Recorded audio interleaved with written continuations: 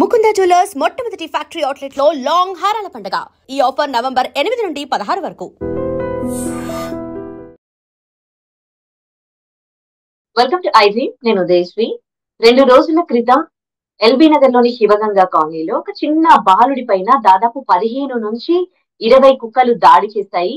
బాబైతే ఇప్పుడు ప్రాణాలతో బయటపడ్డాడు. హాస్పిటల్లో ట్రీట్మెంట్ తీసుకుంటూ ఉన్నాడు. ఆ బాబు మూగ బాలుడు. అయితే ఇప్పటికే కోర్టు కొన్ని సూచనలు చేసింది, కానీ అవి ఫాలో అవ్వకపోవడం వల్ల ఇవాళ బాబు పరిస్థితి ఆ విధంగా మారింది. ఇప్పుడు ఎవరు దీనికి బాధ్యులు? అబ్బాయి మూగ బాలుడు, తను చెవికి సంబంధించి ట్రీట్మెంట్ కూడా తీసుకుంటూ ఉన్నాడు. మరి ప్రభుత్వాలు ఇలా కోర్టులు ఇచ్చిన సూచనలు నెగ్లెక్ట్ చేస్తే ఏంటి పరిస్థితి? ఇంకా ఇదే ఇవాళ మన టాపిక్. దీనిపైన మాట్లాడడానికి సోషల్ యాక్టివిస్ట్ కృష్ణకుమారి గారు మనతో జాయిన్ అయ్యారు. మాట్లాడదాం. నమస్తే అమ్మా. నమస్తే.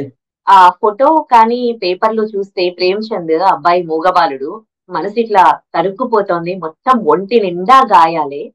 కోర్టు ఇచ్చిన సూచనలు ప్రభుత్వాలు ఫాలో చేస్తే, జిహెచ్ఎంసీ ఫాలో అయితే ఇవాళ బాబుకి అట్లాంటి పరిస్థితి ఉండేది కాదు కదా.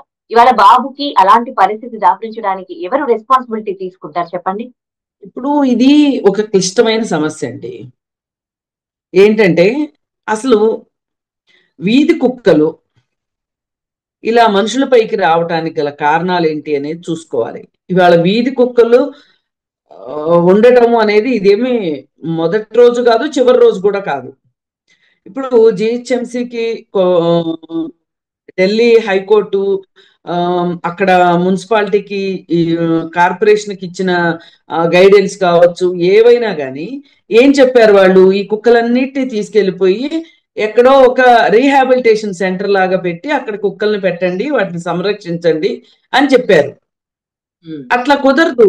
అలా అలా చేయడం చాలా కష్టమైన పని. దానికన్నా ఏం చేయొచ్చు అంటే ప్రతి కాలనీలోనూ వీధి కుక్కలకి ఒక ఒక ప్లేస్ క్రియేట్ చేసి ఆ ప్లేస్ లో అక్కడ ఫుడ్ పెట్టి వాటర్ పెడితే గనక కుక్కలు చాలా డిసిప్లిన్ గా ఉంటాయి. అవి వీధి కుక్కలా మనం ఇంట్లో పెంచుకున్న కుక్కలా అనేది వేరు విషయం. అవి ఎప్పుడు రివోల్ట్ అవుతాయి అంటే వాటికి ఫుడ్ దొరకనప్పుడు, మంచినీళ్ళు దొరకనప్పుడు, ఎవరైనా ఒకళ్ళు రాళ్ళు పెట్టి కొట్టినప్పుడు, కర్రలు పెట్టి కొట్టినప్పుడు, ఇట్లాంటివి జరిగినప్పుడు వాటిలో ఒకదానికి ఒక విశ్వాసం లేదనుకోండి, ఈ ఏరియాలో నేను ఉండలేను, నన్ను బతకనివ్వరు అనే ఒక ఫీలింగ్ వచ్చింది అనుకోండి, అప్పుడు అది తిరగబడుతుంది. అది తిరగబడినప్పుడు ఏమవుతుందంటే మిగతా కుక్కలు కూడా యాడ్ అవుతాయి అక్కడ. మీకు ఒక చిన్న ఎగ్జాంపుల్ చెప్తాను. మొన్న నేను పెట్రోల్ బంక్ లో పెట్రోల్ వేయించుకుంటాను, కానీ పెట్రోల్ బంక్ లోకి నేను వెళ్తే అక్కడ అప్పటికి ఒక 5 నిమిషాలు కూడా కాలేదంట, ఒక వెహికల్ ఒక కుక్కని కొట్టేసి వెళ్ళిపోయింది. అక్కడ అక్కడ బాగా దానికి బ్లడ్ కారుతా ఉందన్నమాట. చచ్చిపోయింది అసలు ఆ కుక్క. అయితే గమ్మత్తు ఏంటంటే అరుస్తా ఉన్నాయి వేరే కుక్కలు. అరుస్తా అది ఇప్పుడు మన కార్ల దగ్గర కుక్కలు ఉన్న వాళ్ళు కార్లు స్మెల్ వాటికి తెలుస్తుంది. ఎంత దూరం నా వెంట వచ్చింది అంటే, మా కారు వెంట వచ్చింది అంటే ఏం చేయాలి? ఇప్పుడు అక్కడ ఆల్రెడీ అది చనిపోయింది. బంకు వాళ్ళని అడిగితే మేము టేక్ కేర్ చేస్తామండి, మేము ఏదో ఒకటి చేస్తామన్నారు. కానీ ఆ కుక్కలు ఎంత అరుస్తూ వాటి తోటి కుక్క కోసం, చనిపోయిన కుక్క కోసం, ఇప్పుడు మనుషులంటే ఏదైనా జరగగానే ఫోన్ తీసి వీడియోలు తీస్తున్నారు, కానీ కుక్కలు అలా చెయ్యవు. అవి సహాయం కోసం కుక్కలు ఒకటి, కోతులు ఒకటి, కాకులు ఒకటి, ఈ 3 కూడా చాలా ప్రయత్నం చేస్తాయి వాటి తాలూకు ప్రాణాన్ని రక్షించుకుంటాయి. అమ్మ, ఒక క్వశ్చన్. ఇందాక మీరు అలా ఉంచడము కోర్టు సూచనల మేరకు, ప్రభుత్వాల సూచనల మేరకు రిహాబిలిటేషన్ సెంటర్ లో ఉంచడము అది పాసిబుల్ అయ్యే పని కాదు అని అంటున్నారు. ఎందుకు పాసిబుల్ కాదో తెలుసుకోవచ్చా? ఎందుకంటే ఇప్పుడు కుక్కలు అనేవి వాటికి చాలా టెరిటరీ ఫీలింగ్ ఉంటుందండి. అవి ఉన్న ప్రాంతం, ఏ ప్రాంతంలో పుట్టాయో, ఏ ప్రాంతంలో పెరిగాయో అక్కడ ఉండటానికి అవి ఇష్టపడతాయి. వేరే చోటకు తీసుకెళ్ళిపోతే అక్కడ చాలా అవి ఆ కుక్కలు ఆ టెరిటరీ ఫీలింగ్ నుంచి అవి చాలా ఇబ్బంది పడతాయి. పైగా వాటి కోసం అని చెప్పి ఇప్పుడు షెడ్లు వేసి వాటి కోసం సంరక్షకులను పెట్టి వాటికి ఫుడ్ అరేంజ్ చేసి పెట్టాలి అంటే చాలా ఖర్చుతో కూడుకున్న పని. అందుకోసం ఏంటి అంటే పబ్లిక్ అవేర్నెస్ ఇచ్చి ప్రతి కాలనీది ఆ కాలనీలో ఉన్న కుక్కలకి ఫుడ్ ప్రొవైడ్ చేయాల్సిన బాధ్యత ఆ కాలనీ వాళ్ళది అనేది ఆ, ఉమ్, చెయ్యాలి. అది ఆ విధంగా ఆదేశిస్తే తప్పితే ఇప్పుడు ఎన్నో వీధి కుక్కలు ఉన్నాయి. అంటే ఇది పాసిబుల్ అయ్యే పనేనా? ఇప్పుడు రిహాబిలిటేషన్ సెంటర్ లో అది అంటే వాటి ప్రొటెక్షన్ కి ఒక మనుషుల్ని పెట్టి వాటికి ఫుడ్ పెట్టడం ఇవన్నీ కూడా పాసిబుల్ కాదు అంటున్నారు. కానీ మన కాలనీలలో వీధుల్లో వాళ్ళకి ఫుడ్ పెట్టి అన్ని పెట్టి అట్లా చూసుకోవడం అది కూడా పాసిబుల్ కాదు కదా. కుక్కలు ఎక్కడైనా అసలు ఉంటాయి ఎందుకు కదా. కాదు కాదు అది ఇదివరకు అసలు అంతా కొన్ని డేస్ పాసిబుల్ ఇబ్బంది అయ్యేది. పడతాయి, తర్వాత ఒకసారి అలవాటు పడిపోయినాక ఎందుకు ఇబ్బంది పడతాయి? ఇప్పుడు కుక్కల్ని ఇట్లా ఇంట్లో తెచ్చి పెట్టుకోవడం అసలు ఇలాంటిది ఇంతకు ముందు లేదు కదా. ఇప్పుడు కుక్కలని మీరు కూడా పెట్ లవర్ లాగా కనిపిస్తూ ఉన్నారు నాకు. కుక్కల్ని నేను అనేది అది ఇష్టపడతారు. కాదు నేను అనేది అది కాదు. ఇక్కడ ఏమైందంటే కుక్కల్ని మనం మనుషులమి అవి అడవిలో ఉండే వాటిని తీసుకొచ్చుకొని మన అవసరాల కోసం మనం వాటిని మాలిమి చేసుకొని మనం ట్రైన్ చేసుకున్నాం. మన అవసరాలకి మనం తీసుకొచ్చుకున్నాం. ఇప్పుడు కుక్కలతోటి ప్రాబ్లం ఎక్కడ వస్తుంది? రెండు ప్రాబ్లమ్స్ ఏంటి అంటే వాటికి వ్యాక్సినేషన్ చేయాలి, అలాగే సర్జరీస్ చేయాలి. ఈ రెండు పనులు జరగాలి. ఒక కుక్కకి అవును. ఈ రెండు పనులు చెయ్యాలి. ఇప్పుడు రెడ్ క్రాస్ తోటి కార్పొరేషన్ వాళ్ళు కలిసి చేస్తా ఉండేవాళ్ళు. అది కొంచెం ఇప్పుడు మనది ఏదైనా సరే మింగే జనాలు ఎక్కువైపోయారు కాబట్టి అన్ని కుక్కలకి సర్జరీస్ చెయ్యట్లేదు. అందుకే కుక్కల వ్యాప్తి కూడా పెరుగుతుంది. అవును. ఇప్పుడు మనం చేయాల్సింది ఏంటి అంటే ఇప్పుడు ప్రతి కాలనీకి ఒక చోట ఫుడ్ పెట్టడం అనేది అసలు కష్టమే కాదు, చాలా సింపుల్ అది. మనం ఏంటి అంటే అసలు ఎక్కడ పబ్లిక్ రెస్పాన్సిబిలిటీ తీసుకుంటానికి, సోషల్ రెస్పాన్సిబిలిటీ తీసుకుంటానికి పీపుల్ ఎవరు ఇష్టంగా లేరు. ఇవి ఎవరికి ఇష్టం ఉన్నా ఇష్టం లేకపోయినా కుక్కలు మనతో సహజీవనం చేయవలసిందే. వాటిని మనము ఎరాడికేట్ చేయలేము అసలు. వీటిని తీసుకెళ్ళి ఇంకెక్కడో పెట్టడం అనేది కుదరదు.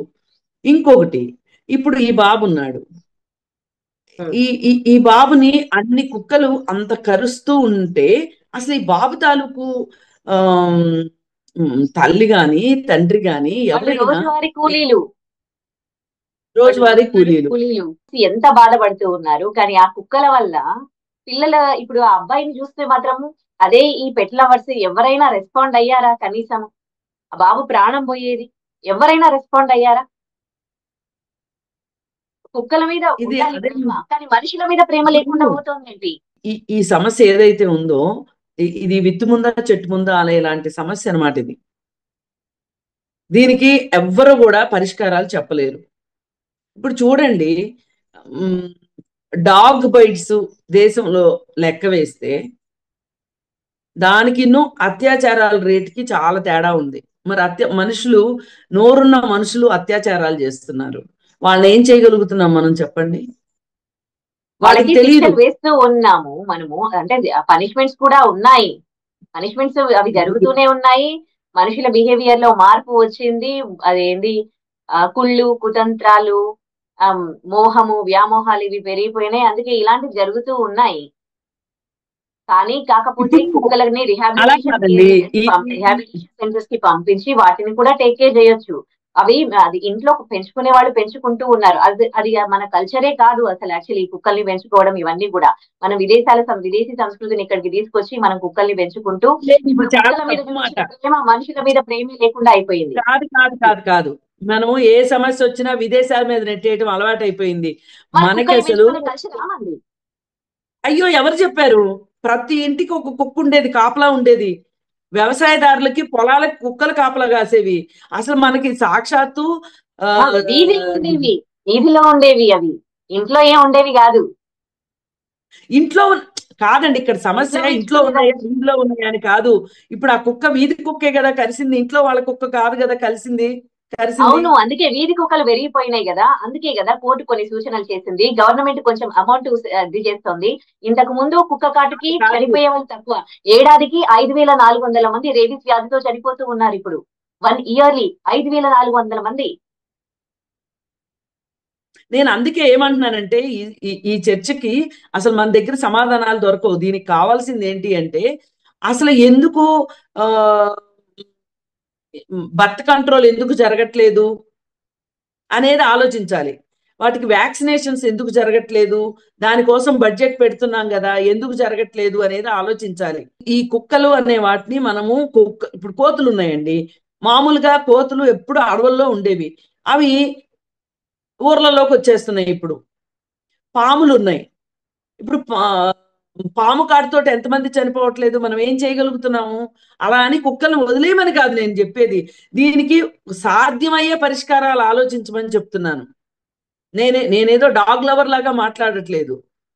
ఇప్పుడు మనము వాటిని మనకై మనమే అడవి నుంచి తీసుకొచ్చుకొని ట్రైన్ చేసుకుని మన అవసరాలకు మనం తీసుకొచ్చుకున్నప్పుడు సంరక్షించాల్సిన బాధ్యత కూడా మన మీద ఉంటది.